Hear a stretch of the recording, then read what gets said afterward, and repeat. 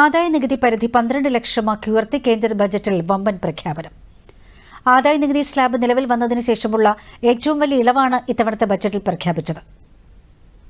There will be no income tax payable up to income of 12 lakh rupees.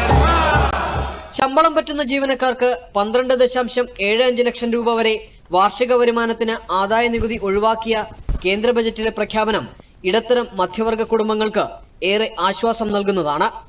Average income of 1 lakh per month other than the special rate income such as capital gains under the new regime. This limit will be 12.75 lakh for salaried taxpayers due to the standard deduction of 75,000. Slabs and rates are being changed across the board to benefit all taxpayers. The new structure will substantially reduce the taxes of the middle class and leave more money in their hands, boosting household consumption, savings and investment. 4 ലക്ഷം രൂപ വരെ ആദായ നികുതി അടയ്ക്കേണ്ടതില്ല. 4 മുതൽ 8 ലക്ഷം രൂപ വരെ 5%, 8 മുതൽ 12 ലക്ഷം രൂപ വരെ 10%മാണ് ആദായ നികുതി.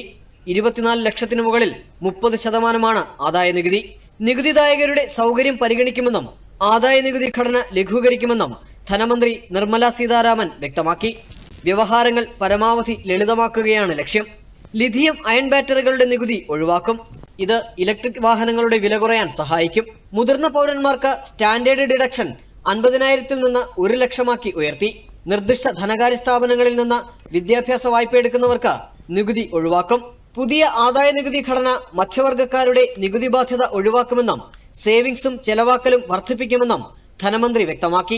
രാജ്യത്തിന്റെ വളർച്ചയ്ക്ക് കരുത്തേകാൻ ഇടത്തരം മധ്യവർഗക്കാർക്ക് കഴിയും. പുതിയ ആദായ നികുതി ബിൽ അടുത്തയാഴ്ച പാർലമെന്റിൽ അവതരിപ്പിക്കുമെന്നും ധനമന്ത്രി നിർമ്മല സീതാരാമൻ അറിയിച്ചു.